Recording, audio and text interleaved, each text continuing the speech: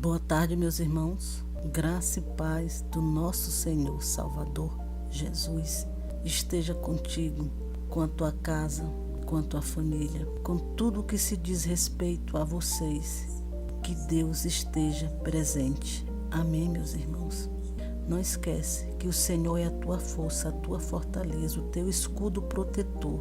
Irmãos, hoje nós vamos refletir em 1 Reis 19, versículo 9 e 10. Amém? Vamos lá. Em 1 Reis 19, 9 até o 10, diz o seguinte: E ali entrou numa caverna e passou ali a noite. E eis que a palavra do Senhor veio a ele.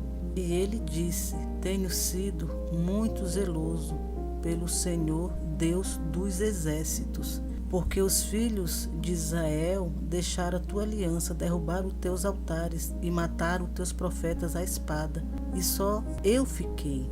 Busca minha vida para tirarem. Amém, meus irmãos? Em 1 Reis, meus amados, nós vemos a narrativa extraordinária de Elias desafiando profetas de Baal no Monte Carmelo e a demonstração poderosa de sabedoria de Deus. Elias fez um desafio para que os profetas de Baal invocassem o nome do Deus deles, e Elias invocaria o nome do Senhor. E o Deus que respondesse com fogo, esse será o Deus verdadeiro. É claro que quem respondeu com fogo do céu foi o nosso Deus. Depois que os profetas de Baal foram humilhados e desacreditados, Elias os matou à espada. Jezabel, esposa do rei Acabe, não gostou da derrota dos profetas de Baal e fez ameaças de morte ao profeta. E, com medo, o profeta Elias foge.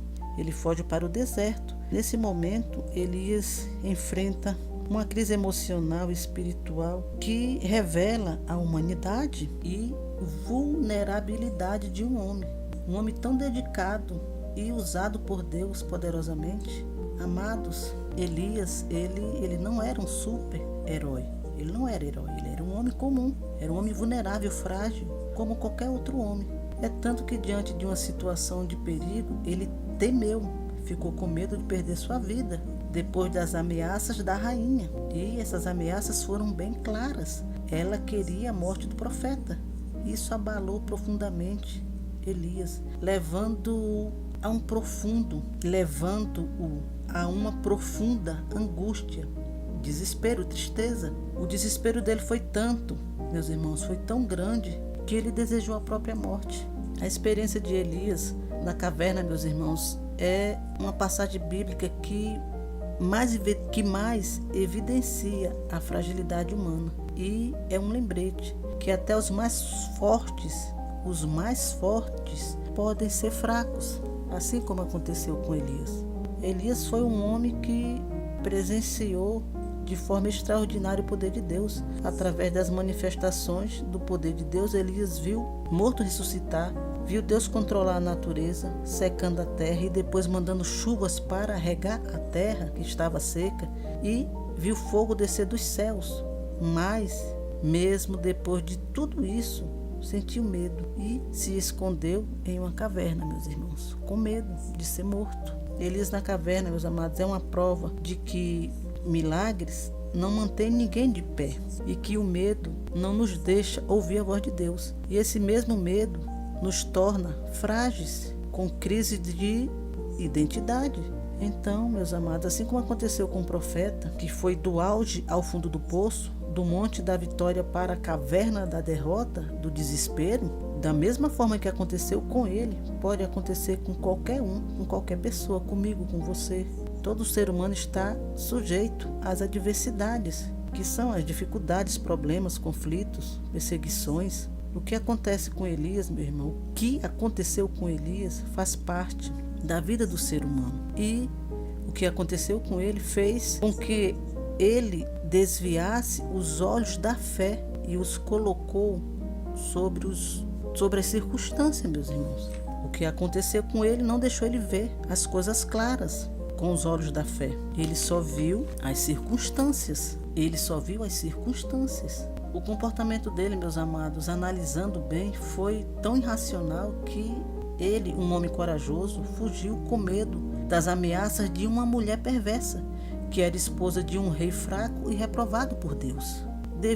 Elias devia saber que aquele casal só continuaria no poder até quando Deus quisesse, quando Deus permitisse. Mas o medo não deixava o profeta pensar com clareza. A experiência de Elias na caverna nos serve de exemplo, meus irmãos, pois quando estamos em nossas próprias cavernas, somos fracos, vulneráveis e consequentes, como Elias foi. Mas nós temos um Deus que enxerga além das circunstâncias que nos amedrontam. Ele cuida de nós como um pai zeloso, nos restaura a ponto de entendermos que o lugar mais seguro que podemos estar não é dentro de uma caverna acuado e com medo, desesperado, mas dentro da sua vontade. Quando estamos com Deus, Ele nos revela isso. Precisamos estar dentro da sua vontade. Amém, meus amados? Não é para estar com medo, com receio de nada, por pior que seja.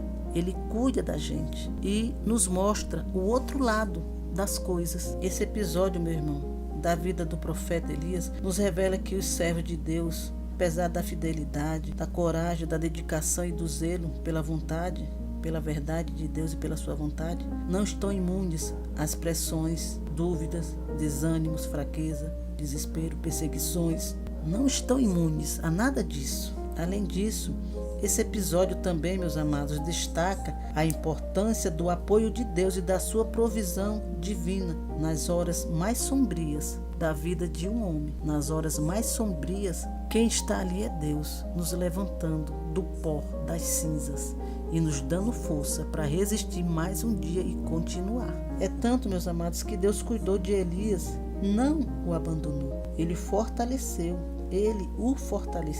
Olha o que Deus fez.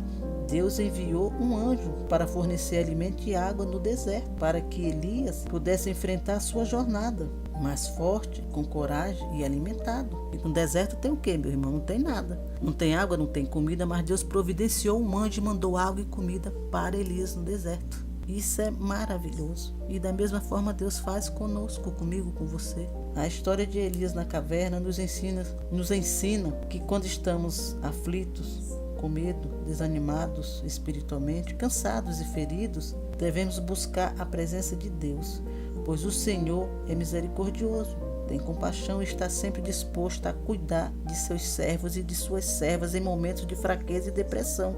Amado, Deus está sempre disposto para aqueles que o buscam, clamam por sua ajuda. E Ele vem ao nosso encontro, ao nosso socorro, nos acalma, nos orienta e nos dá instruções sobre o que devemos fazer, como devemos fazer. Amém, meus irmãos? Deus cuida de nós, Ele cuida de mim e de você em todas as áreas. O mínimo detalhe da nossa vida, seja o mínimo dos mínimos, esse detalhe Deus cuida também. Ele não nos abandona, meu irmão, jamais. Em momentos de luta, de tristeza, de angústia, de desespero, Deus não abandona os dele. Ele está ali do lado, só que muitas vezes nós não percebemos, porque o desespero é tão grande, a aflição é tão grande, assim como foi com Elias. Nós não percebemos, nós não sentimos o agir de Deus, mas Deus está ali conosco, nos segurando e nos levantando. Amém, meus irmãos? Essa é a mensagem de hoje.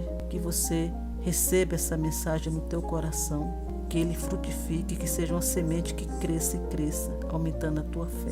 Amém, meus irmãos? Não esquece, te inscreve nesse canal, deixa o teu like, manda essa mensagem para o maior número de pessoas que você conhece.